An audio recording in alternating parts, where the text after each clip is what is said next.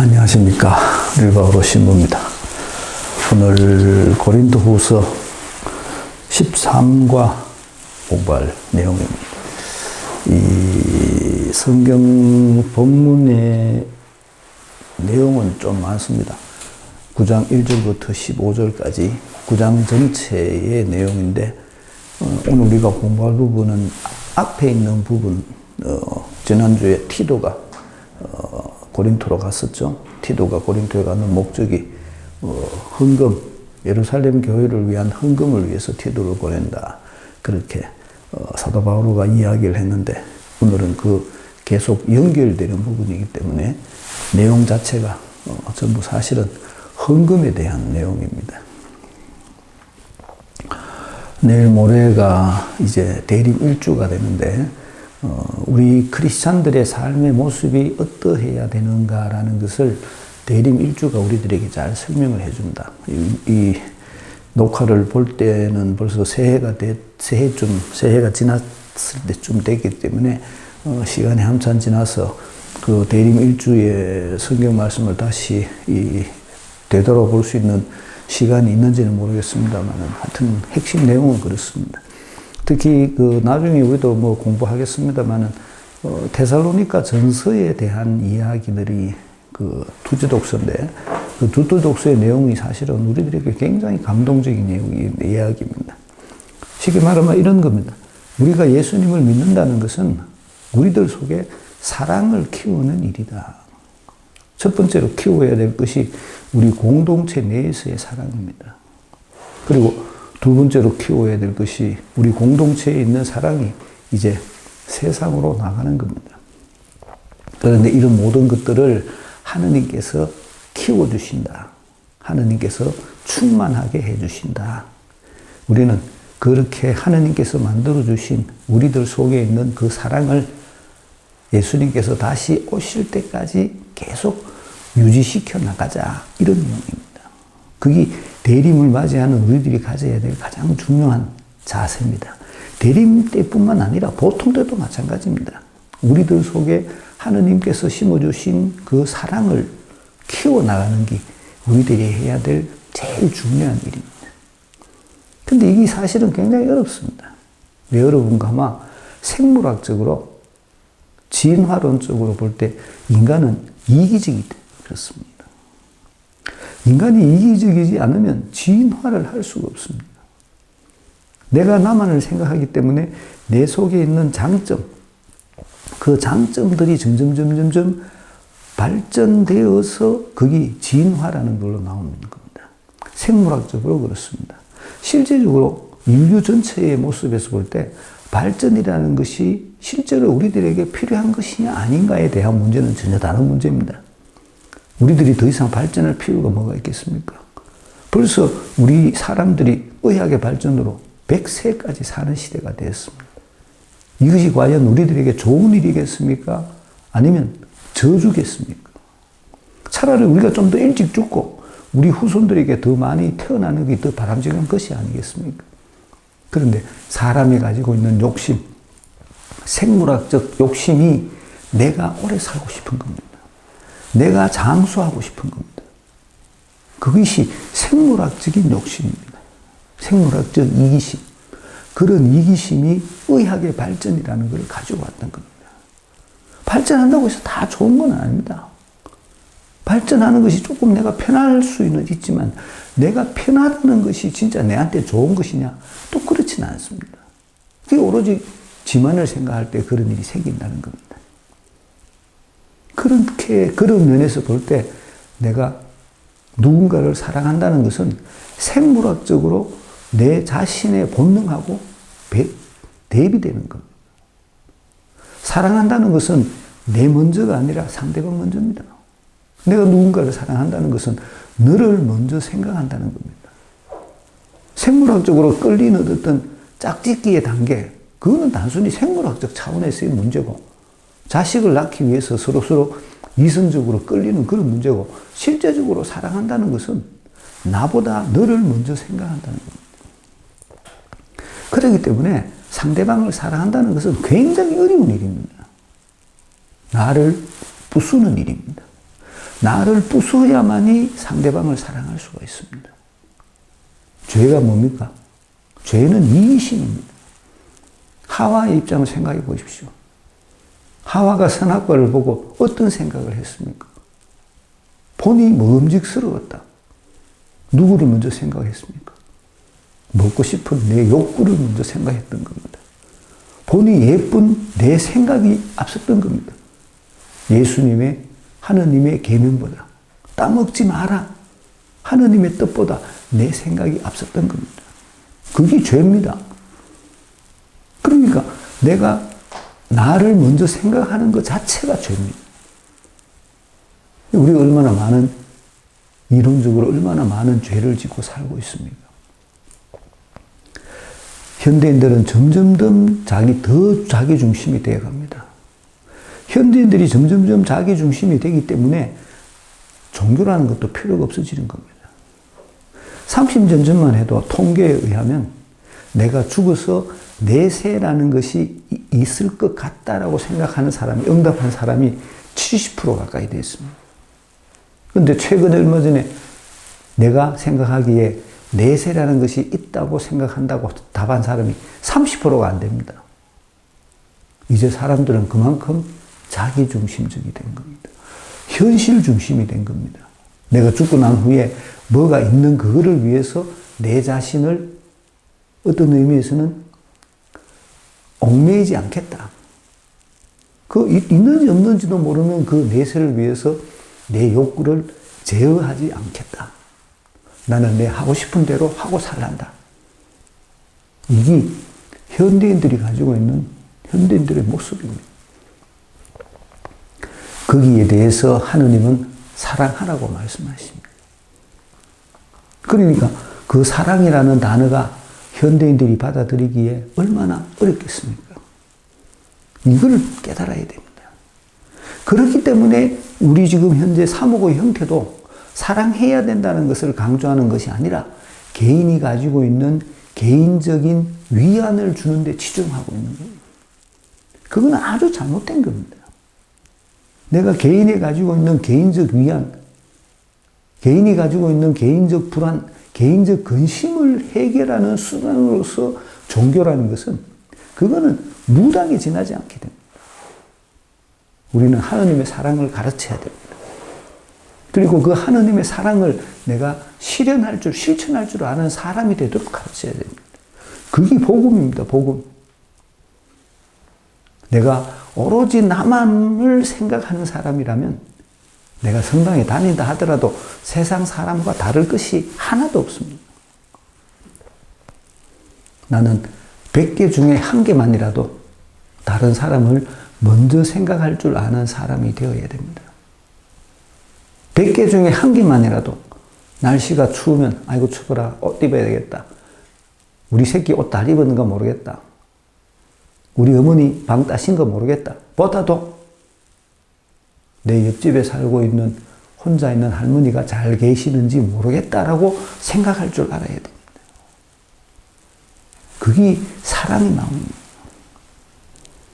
상대방을 내보다 먼저 생각해 줄 줄 아는 마음이 있을 때 그때 비로소 내가 하고 있는 모든 믿음의 행위가 가능해지는 겁니다. 헌금하는 것도 마찬가지입니다. 헌금하는 것도. 지난번에도 한번 말씀드렸듯이 내가 받은 수입에서 쓰고 남은 것을 헌금하는 것은 그거는 이기적인 겁니다. 내가 받은 수입에서 헌금할 것을 먼저 제하고 나머지 것을 사용할 줄 아는 사람이 하느님을 진짜 사랑하는 사람입니다. 하느님이 먼저입니다. 내가 먼저가 아니라. 내가 먼저면 헌금할 게 어디 있습니까? 쓰기도 바쁜데. 매일 마이너스인데 내가 어떻게 헌금을 하겠습니까? 그렇지만 하느님이 먼저면 내가 아무리 적은 수입이라도 헌금할 수 있습니다. 하느님이 먼저 이 마음을 갖는 게 하느님을 사랑하는 마음입니다. 내 이웃이 먼저라는 생각을 할 줄 아는 것이 이웃을 사랑하는 것입니다. 말로만 하는 일이 아닙니다. 행동으로 그렇게 사랑하는 겁니다. 내가 그 사람을 위해서 내일 모레가 성탄인데 내가 성탄을 맞이해서 내 주위에 있는 가난한 사람을 위해서 무엇을 해볼까? 그런 거를 생각할 줄 아는 것이 사랑하는 마음입니다. 그런 마음이 우리들 속에 넘쳐야 된다. 그런 마음을 가지는 사람이 믿음을 가진 사람이다. 예수님의 가르침에 따라서 살려고 노력하는 사람이다. 다른 사람을 내보다 먼저 생각할 줄 아는 사람. 아까도 말씀드렸듯이 생물학적으로는 내 본능을 어긋나는 일입니다. 거스르는 일입니다. 그렇기 때문에 내가 누군가를 사랑한다는 것은 굉장한 용기가 필요한 겁니다. 내 본능을 뛰어넘을 용기, 내 본능을 거스르는 용기, 이게 없으면 사랑할 수가 없습니다. 그 사랑의 마음이 내 속에 있어야 된다. 그 사랑의 마음이 있는 사람이 이제 곧 오시는 예수님을 잘 맞이할 수 있도록 준비하는 사람이다. 그게 대림 시기에 우리들이 가져야 될 마음가짐입니다. 사도 바오로가 그거하고 똑같은 이야기를 합니다. 본문을 보도록 합시다. 성도들을 위한 구제 활동에 관해서는 내가 여러분에게 글을 또 써보낼 필요가 없습니다. 계속해서 아까 얘기했듯이 티도를 보낸 이유에 대한 설명, 그리고 그 다음에 계속 이어져 오는 이야기입니다. 무엇에 대한 이야기? 헌금에 대한 이야기입니다. 예루살렘 교회를 위한 헌금, 그 얘기를 하는 겁니다. 그래서 내가 글을, 따로 독립된 글을 또 써보낼 필요가 뭐가 있겠느냐. 다 우리가 알고 있는 이야기지 않느냐, 이런 얘기입니다. 사실 나는 여러분의 열의를 잘 알고 있습니다. 앞에서도 얘기했었죠. 8장에서도 티토를 통해서 티토가 그런 얘기를 해줬다고 내가 그걸 감사한다고 얘기를 했습니다. 여러분의 그 열의를 두고 나는 마케도니아 사람들에게 아카이아에서는 작년부터 준비를 갖추었다고 자랑합니다. 마케도니아는 이 고린토 위쪽에 있는 도시라 그랬죠. 그리스 북쪽. 아카이아는 어딘가 하면 아카이아는 거기서 훨씬 더 동쪽으로 그러니까 필리핀이 있는 그쪽 지역이 거기가 아카이아 지역입니다. 그래서 이 테살로니가 이 열의를 두고 마케도니아에 있는 사람들에게도 내가 자랑을 했고, 그리고 아카이아에 있는 사람들한테도 내가 자랑을 했다는 겁니다. 고린도 사람들이 그런 준비를 잘하고 있다고 내가 자랑을 했다는 겁니다. 사도 바오로가 다른 지역에 있는 사람들에게 고린도 신자들이 그런 것을 잘하고 있다고 자랑할 수 있었던 이유가 뭔가 하면 그나마 고린토가 경제적으로 굉장히 융성한 지역이기 때문에 그렇습니다. 요즘 우리말로 하면 서울에 있는 강남 3구 정도, 뭐 대치동, 서초동 본당, 뭐 이런 식의 얘기입니다. 그런 사람들이 모금을 하려고 애를 쓰고 있다니까 내가 이거를 다른 동네에 가서 자랑했다, 이 소리입니다. 여러분의 그러한 열정이 많은 사람을 분발시켰습니다. 내가 너 자랑을 했기 때문에 다른 사람들도 그렇게 헌금을 하려고 노력을 하기 시작했다, 이 소리입니다. 쉽게 말하면 저 봐라, 저 사람들 얼마나 저렇게 열심히 지금 헌금하려고 예루살렘 교회를 위해서 열심히 헌금을 하고 있지 않느냐, 열심히 준비하고 있지 않느냐, 여러분도 저 사람들을 보고 그렇게 준비를 해라. 그래서 분발시켰다는 겁니다. 그런데도 내가 이 형제들을 보내는 까닭은 지난주에 보낸다 그랬죠. 티도를 보내면서 한 사람을 보내고 또 공동체 대표 몇몇 사람들을 보낸다 그랬습니다. 이 사람들을 보내는 까닭은 우리가 이 일로 여러분을 자랑한 것이 빈말이 되지 않게 하여 내가 다른 이들에게 말한 대로 여러분이 실제로 준비를 갖추게 하려는 것입니다. 이 사람들이 보내는 게 쉽게 말하면 여러분들의 헌금이 올바로 사용이 되고 여러분들이 얼마나 헌금을 했는지를 이 사람들이 감독을 하고, 그리고 그 헌금이 올바로 사용될 수 있도록 하기 위해서 내가 이 사람들을 보낸다는 겁니다. 요즘 말로 하면 고정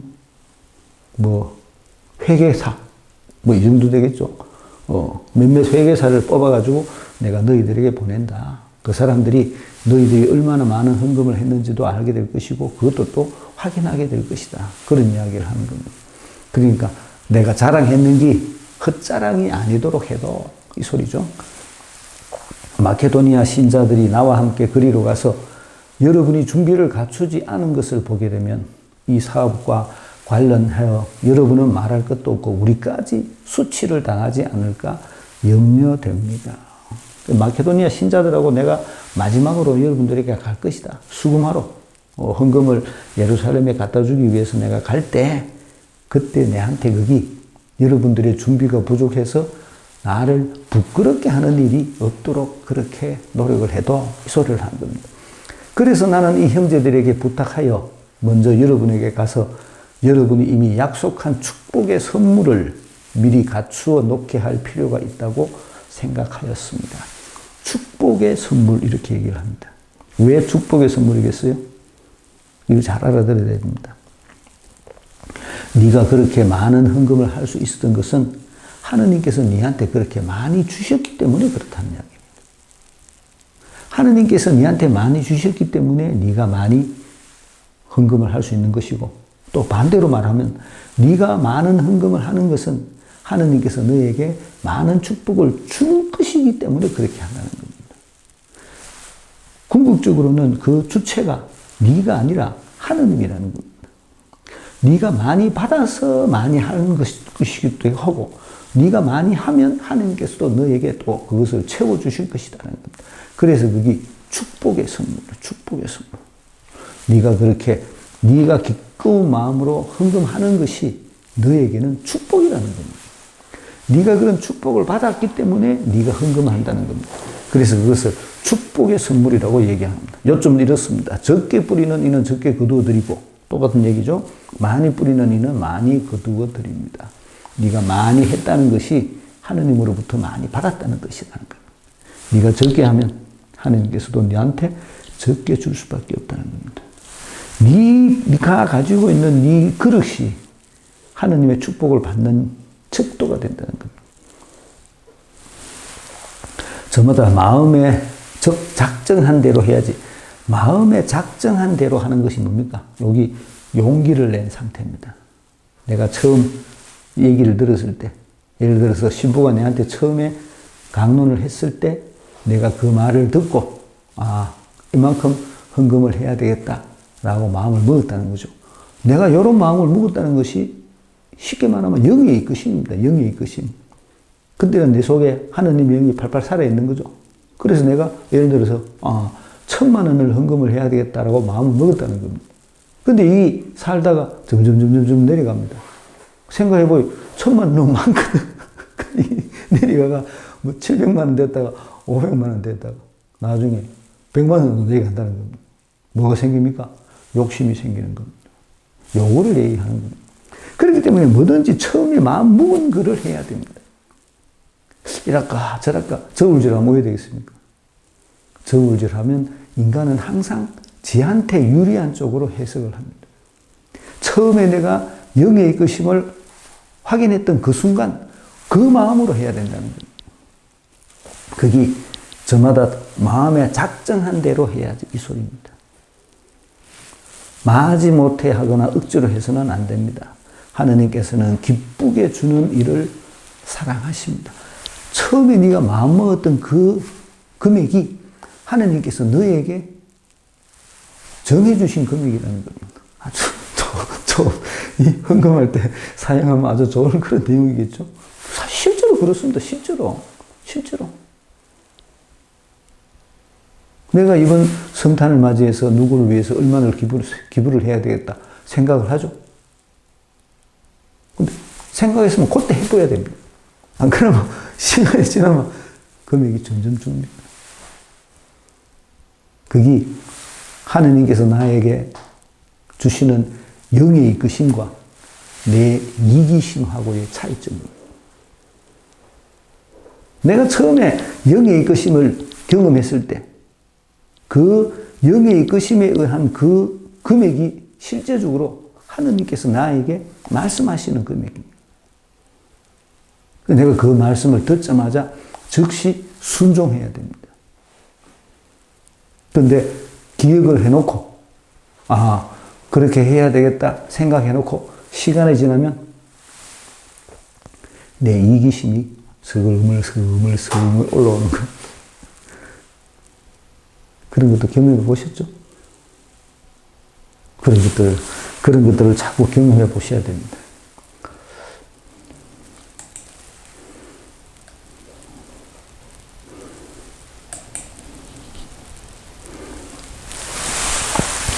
하느님께서는 여러분에게 모든 은총을 넘치게 주실 수 있습니다. 그리하여 여러분은 언제나 모든 면에서 모든 것을 넉넉히 가져 온갖 선행을 넘치도록 할 수 있게 됩니다. 모든 은총을 넘치게 주실 수 있다는 것도 우리들이 생각하고 있는 은총하고 하느님께서 우리들에게 주시려는 은총하고 다른 점입니다.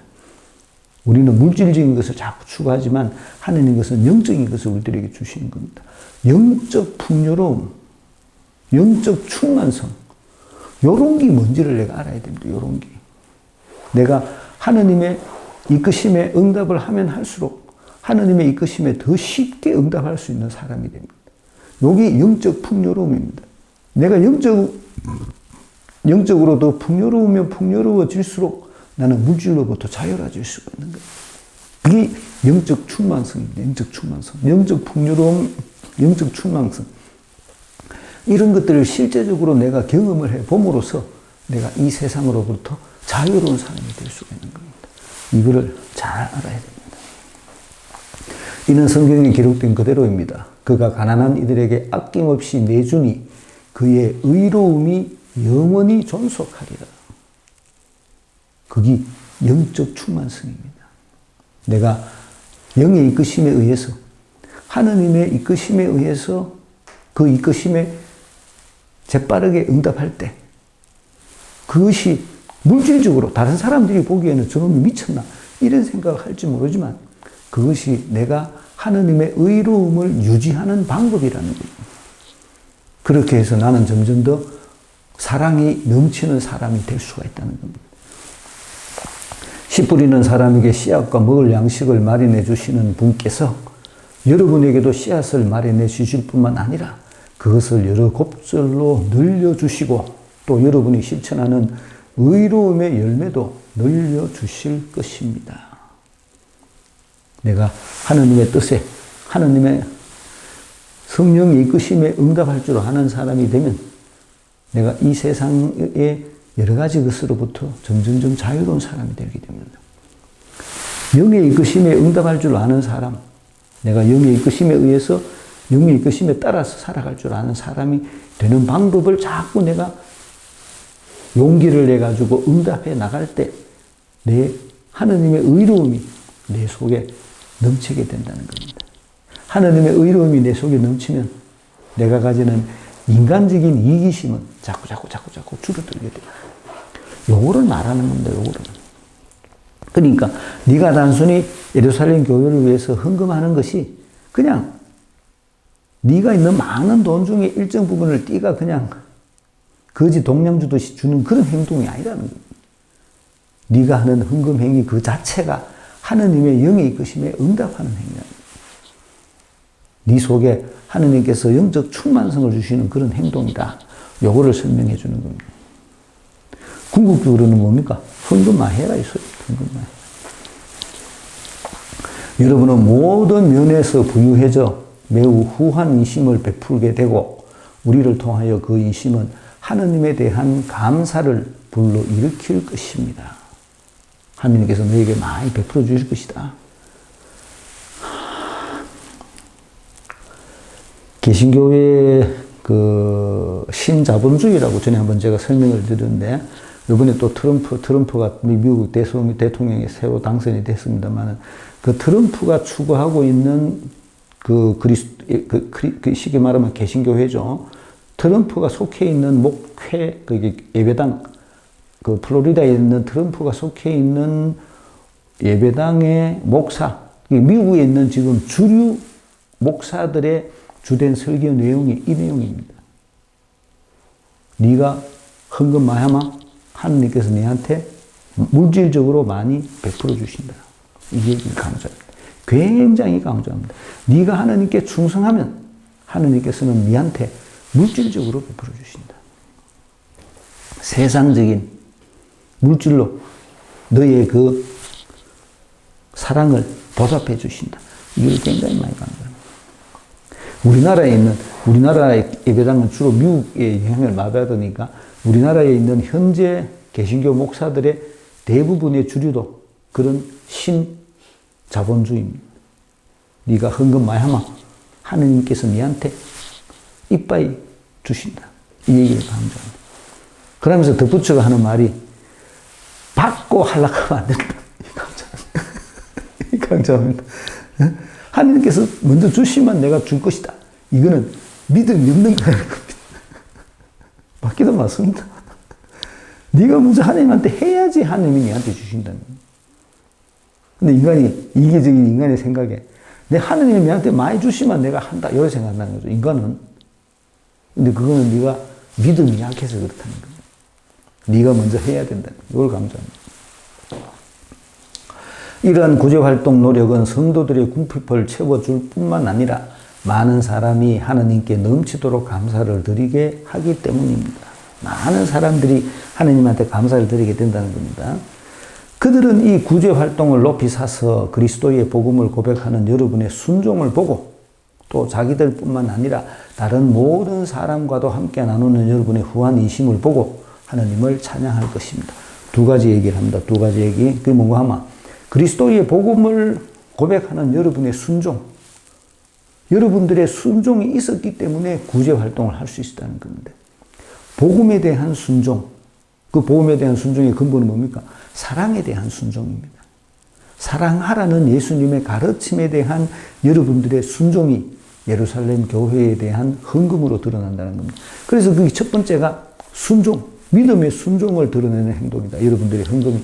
그리고 두 번째 행동은 여러분들의 후한 인심. 이것도 마찬가지죠.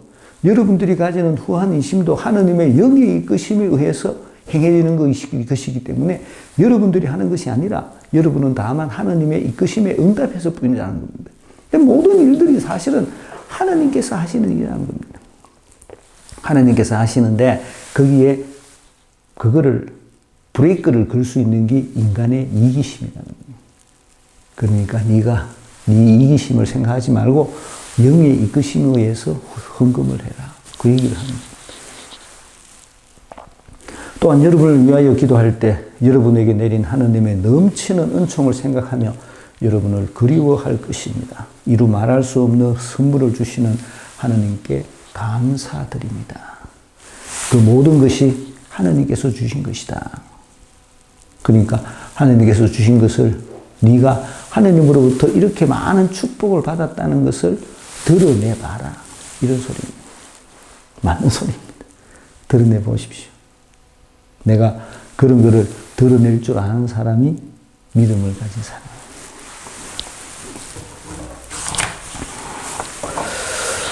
문제풀이 해보겠습니다.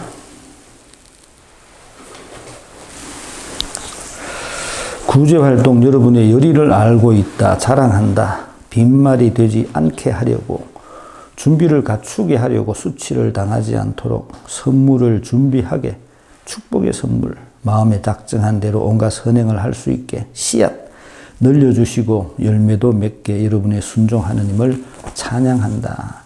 1번 사도는 고린도 신자들에게 무엇을 말하려고 글을 썼습니까?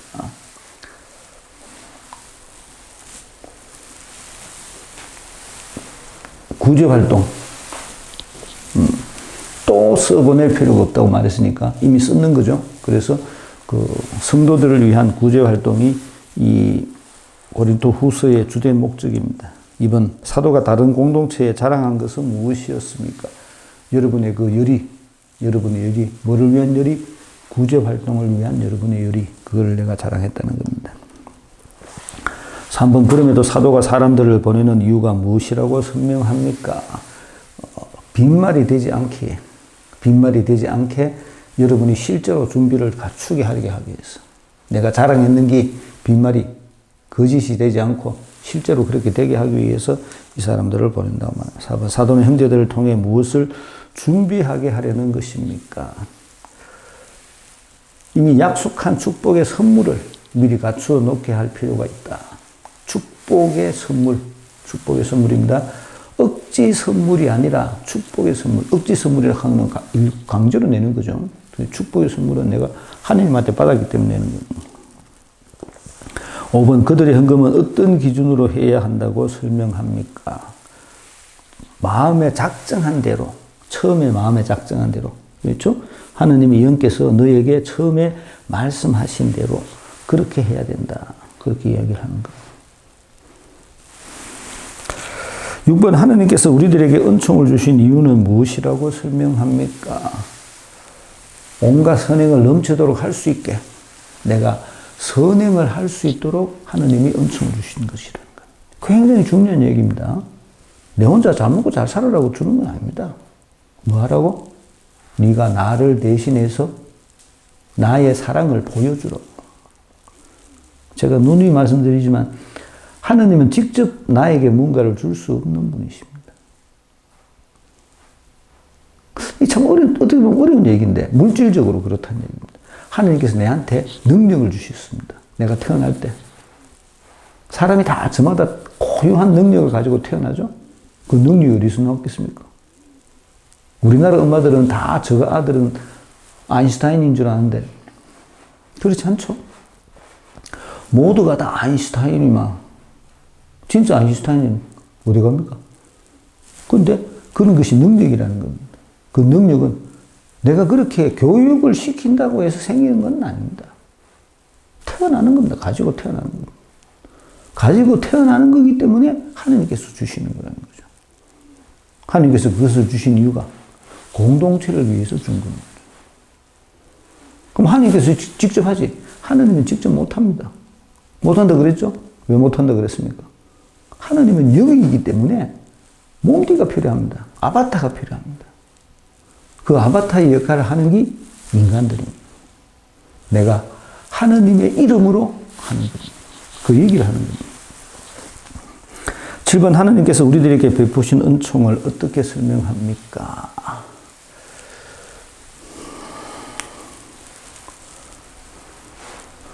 여러 급줄로 늘려주시고 여러분이 실천하는 의로움의 열매도 늘려주실 것입니다. 하나님께서 그렇게 씨 뿌리는 사람, 하나님께서 마련해 주시는 거 뭐라고 그랬어요?